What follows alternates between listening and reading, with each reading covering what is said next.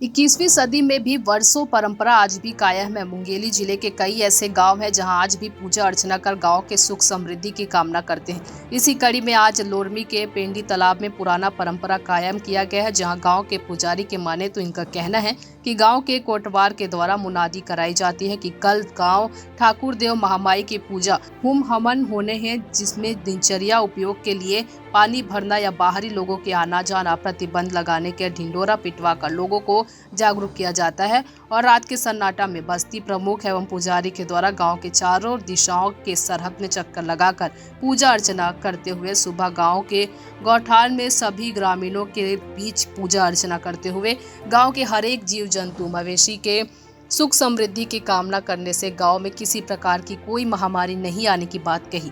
वहीं इस कार्यक्रम को गांव के लोग त्योहार के रूप में मनाते हैं। जब तक गांव में पूजा संपन्न नहीं हो जाते तब तक महिलाएं पानी भरती से ना ही खाना खाती हैं।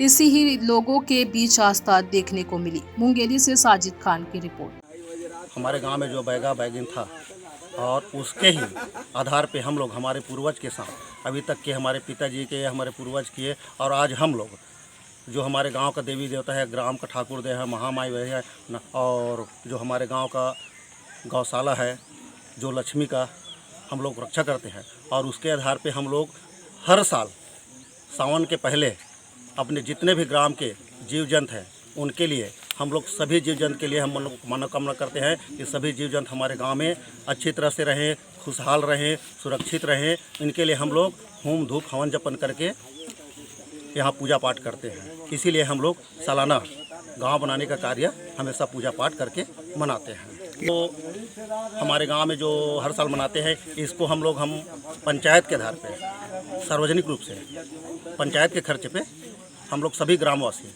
सामूहिक रूप से इसको त्यौहार के रूप में